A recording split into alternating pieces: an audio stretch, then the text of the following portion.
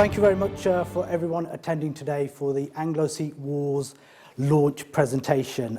We do have a few talks this afternoon, and we want you to be as comfortable as possible to actually learn about what this project's about. There's different individuals from all over the country, so thank you very much for turning up today.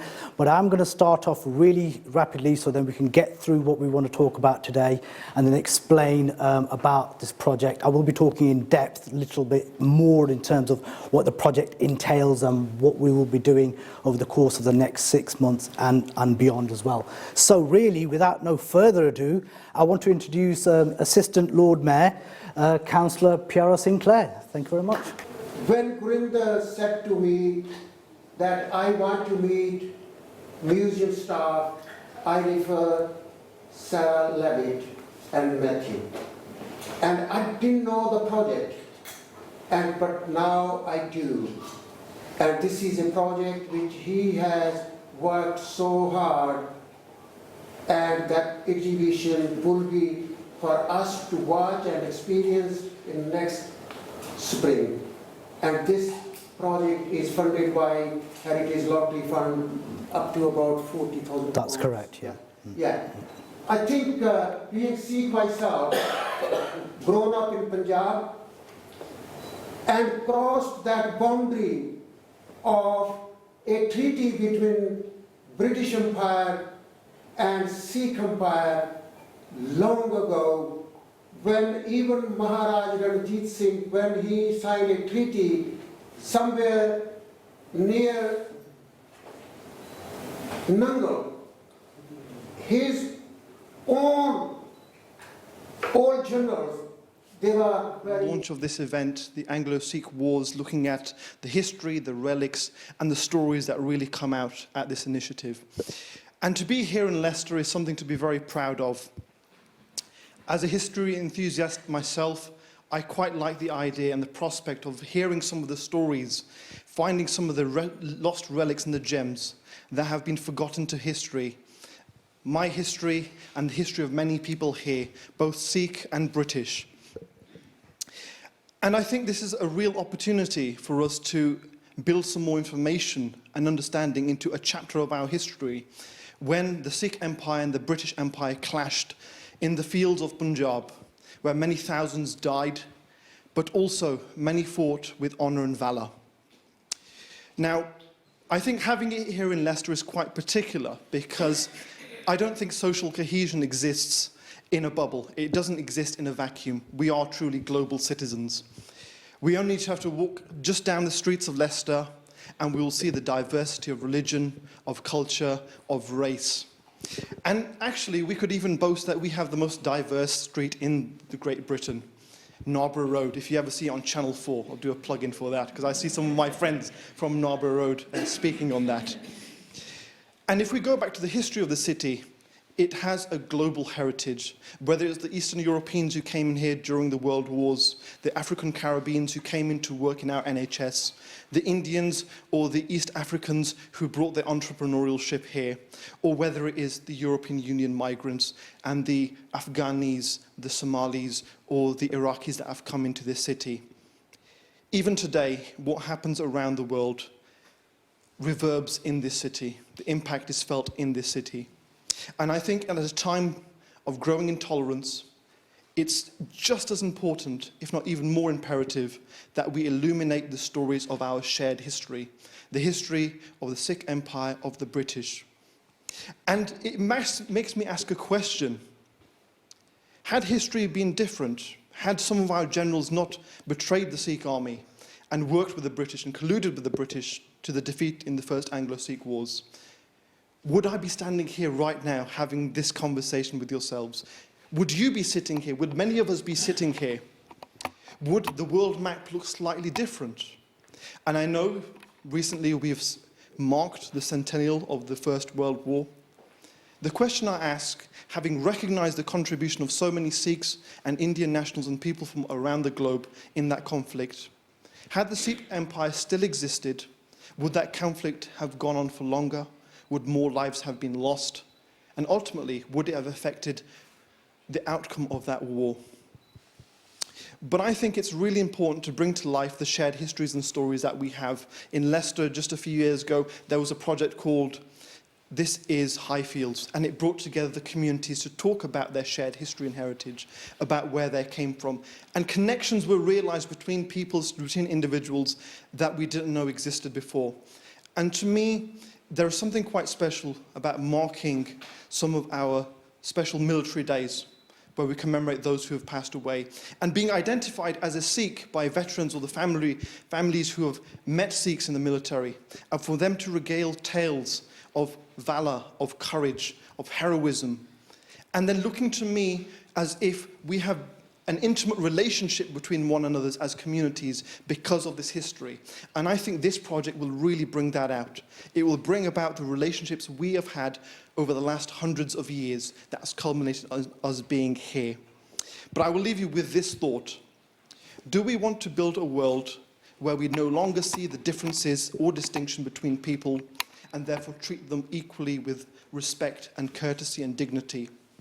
Or do we wish to create a world where we recognise the differences, the uniqueness, the contributions of every community, and still study and embrace them and give them the respect, dignity and honour that they deserve? Again, I'd like to thank all the dignitaries, including the High Sheriff of Leicester, members of the British Army for appearing today, Riaz Ravat at the St Philip Centre as well for coming down, and various members of us. We were trying to see some kind of project which attracts attention from both the Sikh community and the general British public at large. The Anglo Sikh Wars were essentially fought between 1845 and 1849 and are considered an important reminder of what the Sikh Empire was, as well as an understanding of the expansionist designs of the British as well. The Punjab, where these wars took place, was the last dominion in the Indian subcontinent to fall to the British. As a result, it was a fight which cost countless lives on both sides. And that is something we really have to remember because, you know, there is going to be loss of life in war and there was countless lives on both sides as well. However, it's really important to understand, and it's something that Qatar touched upon as well, is that he talked about the contribution of Sikhs in the world wars, for instance. Now, whilst we were envisaging the project, we were looking at all the celebrations that are taking place in relation to, you know, the commemoration of World War I and World War II. But what we weren't getting from everyone was, how did we get there? How did we get for Sikhs to be part of an army which go around the world and be part of this kind of global effort to save the world, so to speak, from tyranny? Well, essentially, we have to backtrack, and that's the reason why we did the project of the Anglo Sikh Wars, because if you understand the Anglo Sikh Wars, you will then understand why the Sikhs were later on to be employed in the British Army, and so forth and so forth. So the background is the Sikh Empire was established by Maharaja Ranjit Singh, who himself had absorbed the Missals or confederacies at the end of the 18th century. And in 1799, he had set himself up as the ruler of Lahore, with Amritsar being taken in 1802. The British had been in contact with the Sikhs for at least 100 years earlier, going back to the 1700s, early 1700 period. However, it was when Baghel Singh, a Sikh general, had set up camp in Delhi in 1780 and raised the Sikh battle standard that the British knew it was only a matter of time that there would be some future conflict that would take place between the two groups. And however, in 1809, a treaty was set up between Maharaja Ranjit Singh and Lord Metcalfe, drawing up the borders. Essentially, anything that was below the Sutlej River was seen as British territory. And it was with the death of Maharaja Ranjit Singh in 1839 that the Lahore Darbar witnessed internal conflict. And there was a number of assassinations, there was widespread, you know, it literally was a mess, basically. And the Khalsa army was just turning in on itself. With this in mind, that's just Maharaja Ranjit Singh, that's Lord Metcalfe. These are the two individuals who actually created the treaty back in the early 1800s. So with this in mind, the British witnessed the drama that was taking place within the Lahore Darbar, for instance, and they were waiting for action if anything spilt over the Sutlej. And it can be debated as to what actually happened and at what time and what certain actions perturbed the Sikhs. there was some kind of like levelling with the British, starting to like assemble boats near the rivers, for instance. So there was things happening, but no one was sure exactly what was taking place.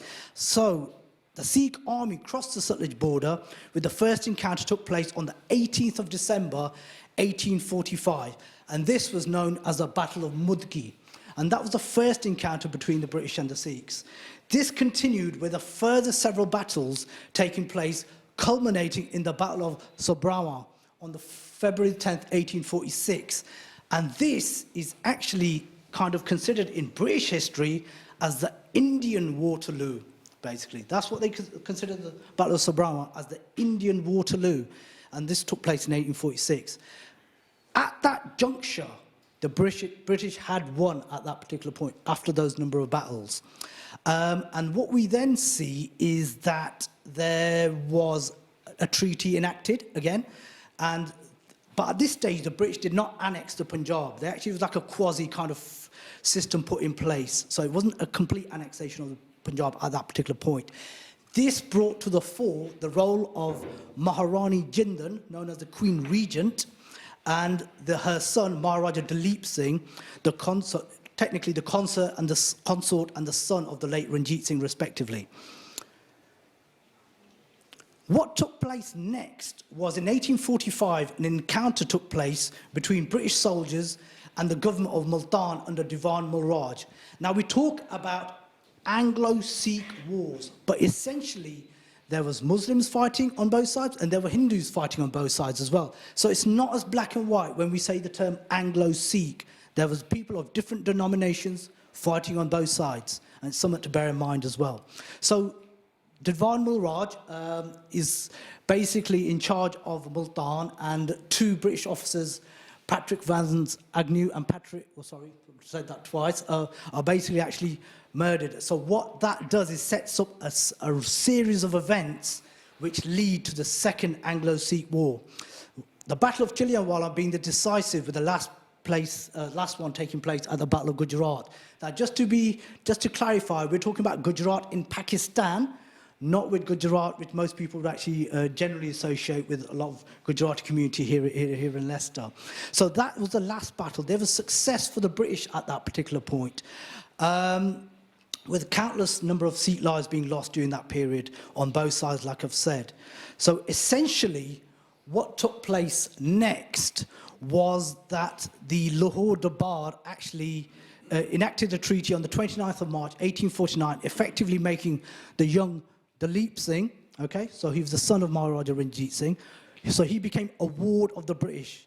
And essentially the Lahore Darbar had to pay the cost of the war, as well as relinquishing the famous diamond known as the Koh-i-Noor, which I'm sure most people know about, okay? And it is debated a lot. It's debated a lot in Sikh circles, it's debated in British circles as well. And I don't think there's ever going to be, you know, some kind of solution.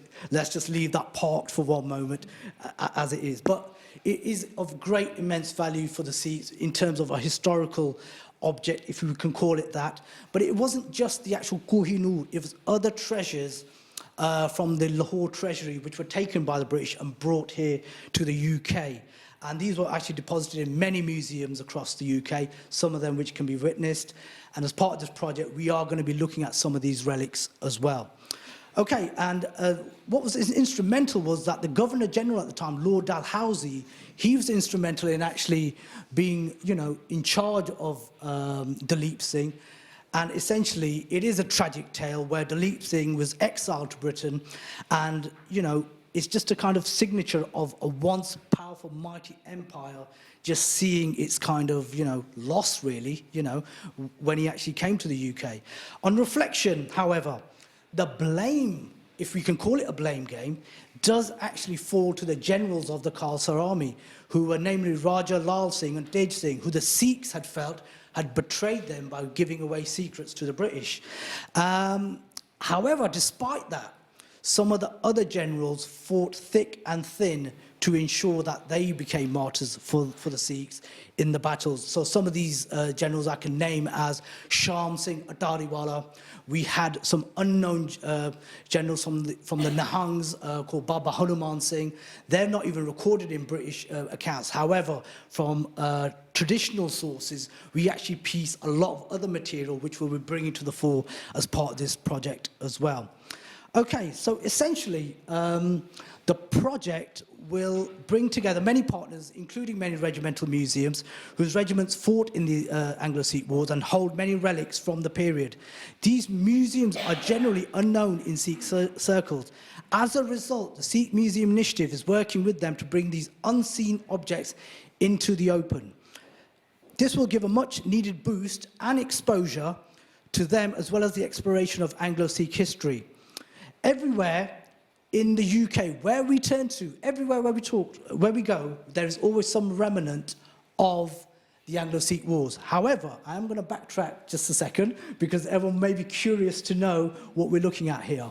So essentially, on the top corner there, that's Rajman, our resident expert as well. That shot is taken at the Queen Hussars Museum, and what he's holding in his hand are two kartars or punch daggers, basically, which were actually captured in the Anglo-Sikh Wars. That's my good self there. That's in Brecon, okay? And that was, well, it's a funny story of what actually took place. We were actually sitting with the curator. We were going through a number of objects, as you remember, Raj. And then all of a sudden, he says, "Oh, I've got some rings I want to show you." And the first thing we were saying was, "Oh, I think he means rings to put on your fingers and stuff." Then all of a sudden, he came out and brought a number of quoits. So these quoits, which the Sikhs hold dearly, which some of the Khalsa armies would actually wear within their turbans, are very sacred to the Sikhs. So it's interesting how, by just going to museums, we can actually, find other information as well.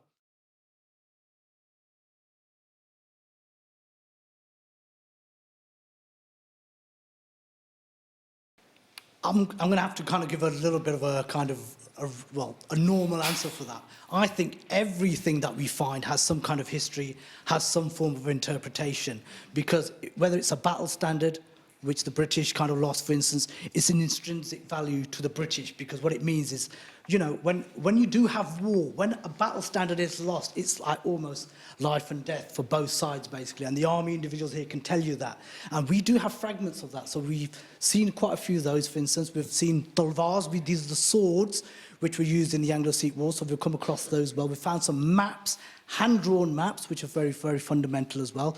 So the list does technically go on. And, to say one specific thing, at this stage, I wouldn't want to say. But when it comes to the exhibition, we'll be doing interpretation work, and we're going to be working with Taran to model some relics in 3D as well. And the most important ones is the ones I think we're possibly looking at, won't we, Taran? I think we'll probably look at the most intrinsic ones, or the ones which are damaged as well, because our organisation is about protecting heritage as well. We do have a project which we worked on earlier on this year, which was related to the 3D modelling of a breastplate which belonged to the 10th leader of the Sikhs, Guru Gobind Singh. We do have a little bit of material on that as well. So we are looking at doing some things which are different. So whilst we are having an exhibition, we're going to be using technology, but specifically in relation to your answer, not one as of yet.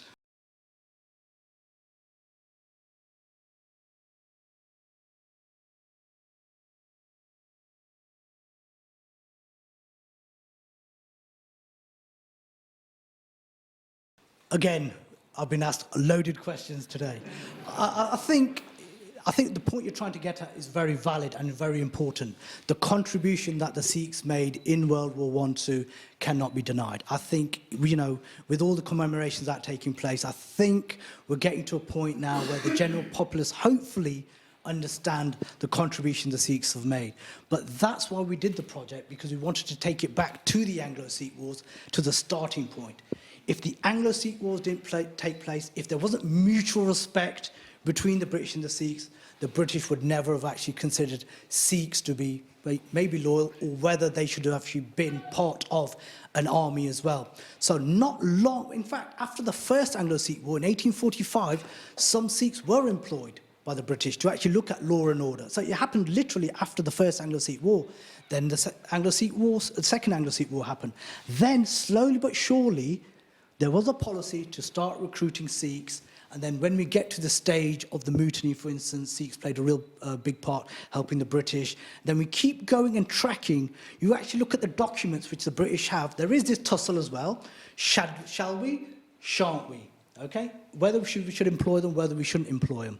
But I think maybe the turn of events which took place in World War I and II would be slightly different if the Sikhs weren't part of this fighting force which, was, trying to create harmony in the face of tyranny, which Sikhs feel very deeply about. From a religious perspective, the Sikhs is about righteousness. We've been given this code of conduct by the gurus who tell us that it's all about righteousness, it's all about doing the right thing. So, for them to come on board for such a, large kind of scale of, dealing with tyranny was, I think, something which kind of resonated really well with the Sikh psyche.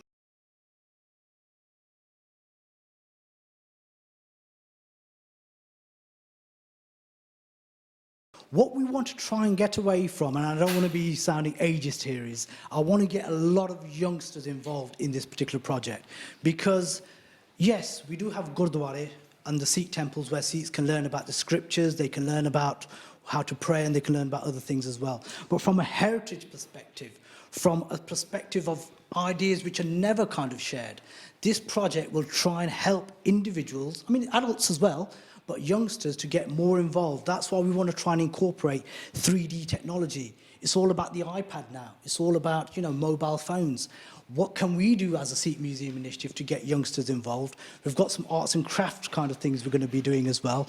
But essentially, what we're trying to say is we can only engage with a younger audience by actually making things more appealing to them.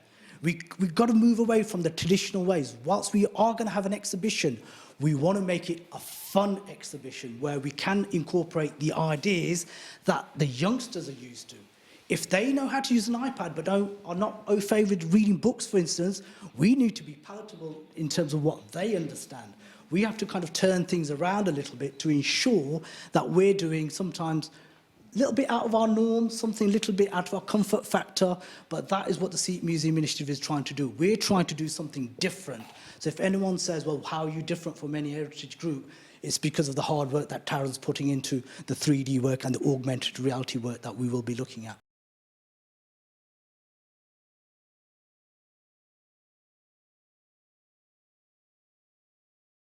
So there'll be information being added gradually, and we're hoping to add a lot of the relics that we're coming across as well. We're going to be adding to the website. So maybe people who can't get to the exhibition or are interested what's there, what is going to be there, they can actually have a kind of sneak preview on the website.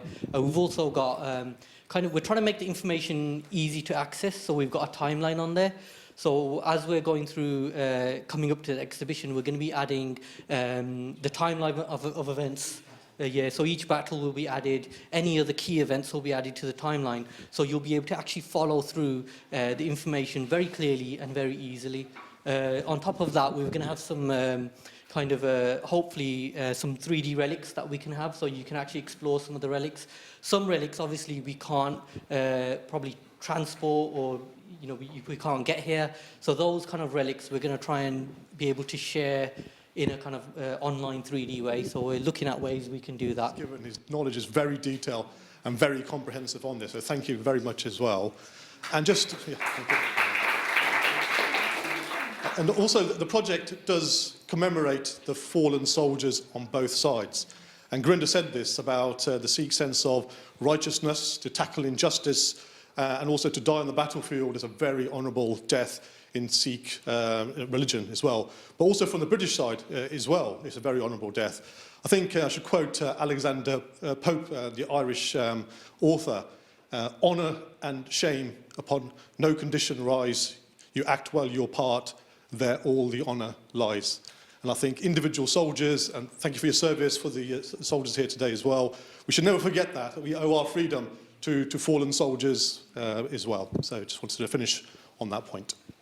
ਅੱਜ ਤਾਂ ਸਾਨੂੰ ਬਹੁਤ ਵਧੀਆ ਲੱਗਾ ਨੌਜਵਾਨਾਂ ਵਾਸਤੇ ਹੋਰ ਵੀ ਉਪਰਾਲੇ ਕਰਨੇ ਚਾਹੀਦੇ ਆ ਜੋ ਅੱਜ ਦਾ ਲੱਗਾ ਇਹ ਸਾਨੂੰ ਬਹੁਤ ਚੰਗਾ ਲੱਗਾ ਆ ਤੇ ਨੌਜਵਾਨਾਂ ਲਈ ਹੋਰ ਵੀ ਪਰ ਸਾਡਾ ਮਿਊਜ਼ੀਅਮ ਵੀ ਹੋਣਾ ਚਾਹੀਦਾ ਹੈ ਸਿੱਖਾਂ ਦੇ ਲਈ ਜਿੰਨੇ ਹੋ ਚੁੱਕੇ ਠੀਕ ਹੈ ਬੱਚਿਆਂ ਵਾਸਤੇ ਸਾਨੂੰ ਬਹੁਤ ਉਪਰਾਲੇ ਕਰਨੇ ਚਾਹੀਦੇ ਆ ਸਾਨੂੰ ਉਹਨਾਂ ਲਈ ਦੱਸਣਾ ਚਾਹੀਦਾ ਅੱਗੇ ਕਿਸ ਤਰ੍ਹਾਂ ਤੁਸੀਂ ਆਉਣਾ It's been a really nice kind of feel-good day. I mean, it's obviously a serious subject, but it's been nice to see lots of people here from across the city, different communities, as well as Sikh community, finding out a bit more about this fantastic project.